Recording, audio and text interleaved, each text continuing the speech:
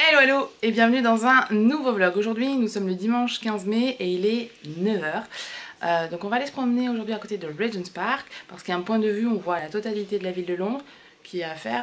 Donc voilà, normalement ils annoncent de la pluie, j'espère que non, que ce sera juste des nuages, donc on va voir. Juste je reviens sur la soirée d'hier, on a vu Cinderella ou Cendrillon. Donc c'est pas du tout l'histoire originale de base qu'on connaît, ils l'ont remixé, il y a forcément des codes qui sont pareils, mais ils ont remixé l'histoire. Et franchement, mais c'est incroyable, c'est ouf, c'était dingue.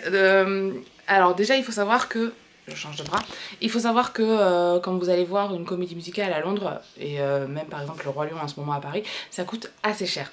Moi quand j'ai vu les prix, j'ai halluciné, mais bon, je me suis dit c'est quand même un truc à faire à Londres, donc on y va. Et en fait, franchement, quand on voit le show, on comprend pourquoi. C'est au millimètre près.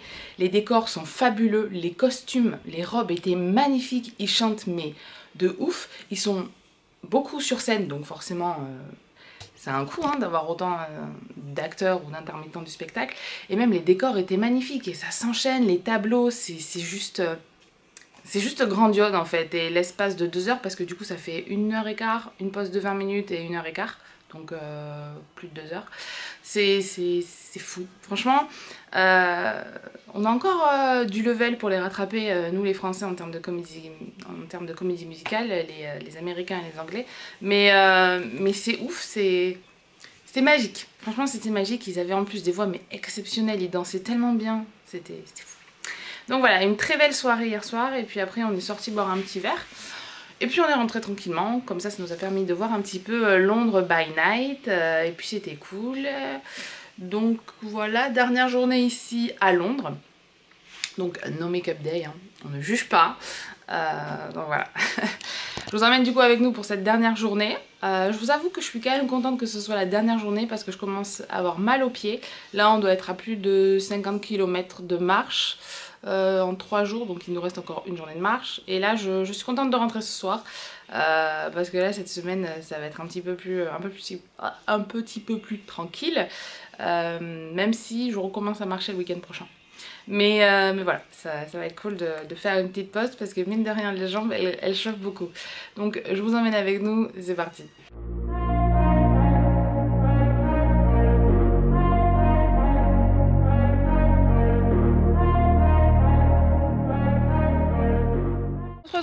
On va monter là, oups, pour voir du coup la vue de Londres, et comme vous pouvez le voir du coup il ne fait pas très beau, on a quelques gouttes, un temps totalement du coup britannique.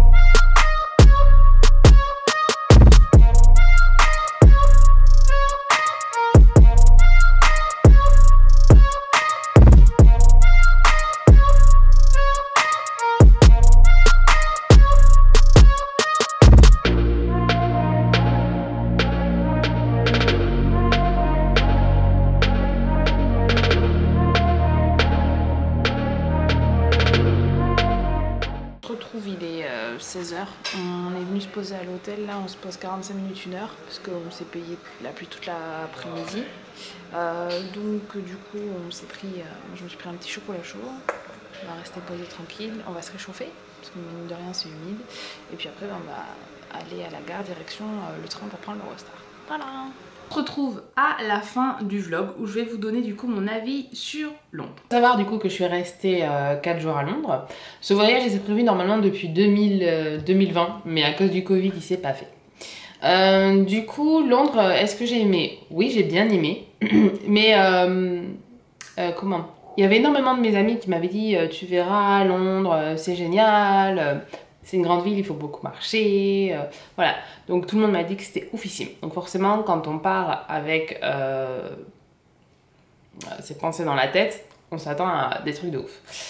Donc En globalité, Londres c'est vraiment sympa. Une architecture très jolie. Il y a des fois, je me voyais même dans Harry Potter. C'est souvent que j'ai dit oh on dirait le chemin de traverse, oh on dirait Poudlard. Voilà, donc c'est vraiment top. D'ailleurs j'ai pas fait les studios à Londres d'Harry Potter parce que ça coûte un peu cher. Et voilà, donc, et puis il fallait rester un petit peu plus de temps. Donc next time si je reviens à Londres je ferai les studios d'Harry Potter. Ensuite ce que je trouve dommage par contre c'est que dans Londres, en fait, ils détruisent des bâtiments pour mettre des buildings, les nouveaux buildings en verre. Donc, il y a des immenses buildings en plein milieu du centre-ville. Ça peut être hyper stylé, mais moi, je trouve pas ça stylé. Donc, c'est dommage, du coup, de détruire d'anciens bâtiments. Qu'est-ce que je pourrais vous dire d'autre sur Londres? C'est très cher. Faut savoir que du coup les tickets de métro c'est entre 5 et 6 livres, donc ça fait à peu près 6 ou 7 euros. Vous y allez du coup, je vous conseille de prendre cette carte. C'est une carte qui de base du coup coûte 5 livres et après vous la rechargez, vous mettez la valeur que vous voulez. Moi du coup je suis restée 4 jours et j'ai mis 35 livres dessus et là il doit me rester un livre 50 ou quelque chose comme ça sur cette carte. Donc voilà, 35 livres correspond à peu près on va dire à 37 euros. Ça m'a fait 4 jours de transport, sachant que je ne me suis pas privée et que je l'ai pris assez souvent quand même. Ce qui est aussi très intéressant à Londres, c'est qu'il y a pas mal de parcs, donc d'espaces verts, parce qu'il faut dire que c'est quand même une énorme capitale qui est beaucoup plus grande que Paris, donc ça c'est top. Les métros sont assez bien. C'est propre, ça sent pas le pipi. Par contre, ce qui est très perturbant et qui fait très bizarre quand on ne connaît pas Londres, alors attendez, je change de main, voilà, c'est qu'on peut être sur un quai, mais il y a plusieurs métros de différentes lignes qui passent sur ce quai. Alors c'est bizarre parce que réflexe de français, t'es sur un quai, égale un métro. Il n'y a pas 3 métros différents. Par exemple, pour Paris, il n'y a pas la 2, il n'y a pas la 6 et il n'y a pas la 7 qui vont passer en même temps. Déjà, géographiquement parlant, c'est impossible. Mais voilà, donc là, c'est un quai, il peut avoir 3 métros différents. Donc c'est assez perturbant et étrange d'ailleurs. Mais bon, voilà, c'est la logique anglaise, qui n'est pas la nôtre du coup.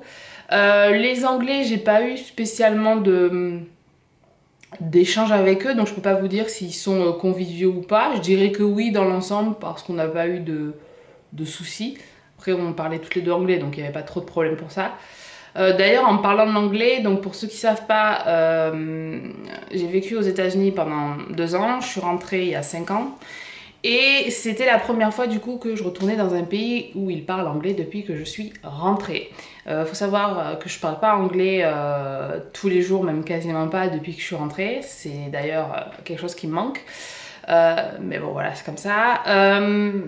Et du coup, j'avoue qu'en partant déjà dans un pays anglais, faut savoir qu'ils n'ont pas le même vocabulaire qu'aux États-Unis, ce qui est assez perturbant. Je me suis rendu compte que j'avais beaucoup perdu, mais que je pense que ça peut revenir à force de pratiquer, mais forcément oui j'ai beaucoup perdu. C'est perturbant parce que au début j'avais un sentiment de déception dans le sens où ok, je suis partie 2 ans pour... Oups là, j'appuie sur un truc. Je suis partie 2 ans pour améliorer mon anglais et du coup je me rends compte que le fait de pas pratiquer, et c'est logique, je perds. Et c'est dommage parce que j'étais partie des États-Unis avec une très bonne base. Mais bon voilà, et puis par contre ce que j'ai pas perdu c'est mon accent américain parce que d'ailleurs ça s'entend quand je parle, hein, même mes potes quand je suis arrivée à Paris me l'ont dit. Il y a certains mots, les Américains ont une patate chaude dans la bouche et ça je l'ai gardé. Et je pense que je le garderai tout le temps. Donc voilà. Qu'est-ce que je voulais vous dire? Donc oui, Londres c'est très cher. Sinon c'est très très sympa, il y a pas mal de choses à faire. Moi je dirais pour visiter Londres 3-4 jours ça suffit large. À moins que vous vouliez visiter tous les trucs, tous les musées, toutes les choses qu'il y a à faire. Nous, je vous avoue qu'on n'est pas rentré dans les bâtiments spécialement, donc forcément ça va plus vite. Niveau culinaire, alors là c'est vraiment quelque chose, hein, l'Angleterre. Faut savoir que personnellement je ne supporte pas tout ce qui est frit. Et il y a quand même beaucoup de choses qui sont frites là-bas. Par exemple les fish and chips, je ne pouvais pas manger. Et du coup, ça a été un week-end où la gastronomie n'était pas au cœur de nos journées, par exemple. J'ai pas mangé de ouf.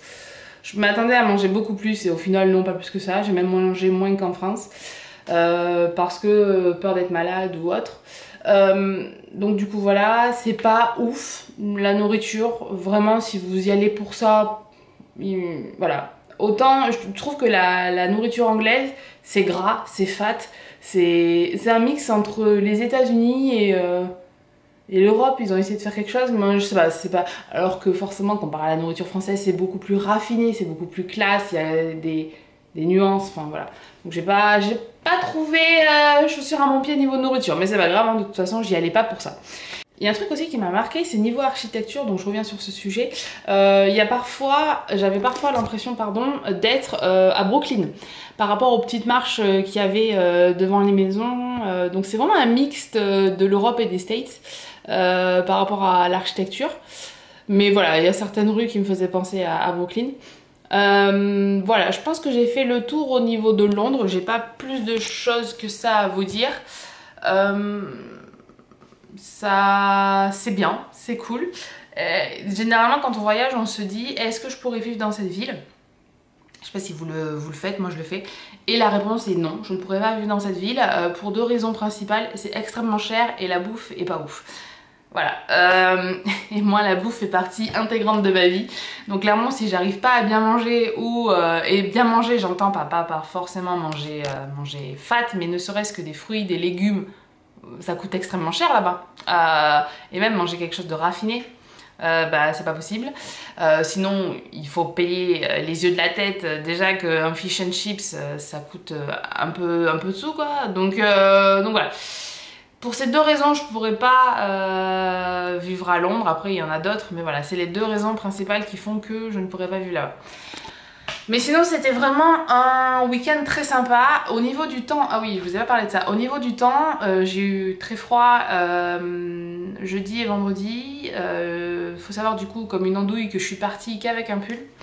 Pas de manteau, pas de deuxième pull. Vraiment, moi j'étais au mois de mai, j'étais en mode touriste. Hein. Là, il n'y a pas de souci. Donc je me suis trimballé ce pull blanc pendant 4 jours que je ne peux absolument plus voir. Donc là, j'ai de la chance à Paris, il fait beau, donc je pense que je vais pas le revoir avant un petit moment. Donc au niveau du temps, je reviens à mon sujet parce que je parle beaucoup. Quand on a fait le bateau, forcément, on était sur l'eau, donc il faisait froid, donc ça, c'est logique, pas de souci. Par contre, à Buckingham, quand on a attendu pour la relève de la garde, j'ai eu tellement froid, mais tellement froid, c'était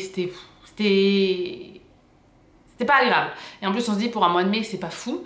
Après, samedi, il a fait très beau, très chaud. C'était hyper agréable de pouvoir poser le pull. Et dimanche, on s'est tapé la pluie. D'ailleurs, ce qui est très étrange, c'est qu'il faisait 15-20 degrés et t'avais tout le monde qui était en t-shirt. Et moi, j'étais avec mon pull, je grelottais, j'avais froid de ouf. Alors, je sais que je suis frileuse, mais là, quand même, il faut pas abuser. Donc, les Anglais, je pense que passé 10 degrés, 10-15 degrés, ils se mettent tous en t-shirt. Limite, dimanche, il pleuvait, on s'en fout, on se met en tongs et en t-shirt. Et moi, j'étais là, mais what? Mais vraiment, jeudi, vendredi, il faisait pas ouf, il faisait froid et ils étaient tous en t-shirt. Il y en avait même qui étaient en short. Je comprenais pas. Donc c'est là où on voit en fait du coup les habitués à certaines températures et non. Donc nous, on est un petit peu plus au sud, donc forcément on est habitué à ce qu'il fasse un petit peu plus chaud. Donc voilà, mais moi ça m'a marqué ça de voir tous les gens en t-shirt et moi en gros pull avec la capuche et tout, en train d'avoir froid, mais bon voilà. C'est comme ça. Je pense que j'ai fait le tour cette fois de la question de Londres. Qu'est-ce que j'ai le plus aimé là-bas? J'ai aimé Camden. C'était vraiment très joli. J'ai bien aimé le quartier gay, Soho, parce que pareil, l'architecture était très belle. Et la comédie musicale aussi, c'était ouf. Franchement, si vous allez à Londres, mais faites une comédie musicale. C'est grandiose, c'est fabuleux. Si on pouvait avoir ce genre de choses en France, ce serait dingue. Là, actuellement, je sais qu'il y a le Roi Lion qui tourne à Paris. Mais ce serait oufissime.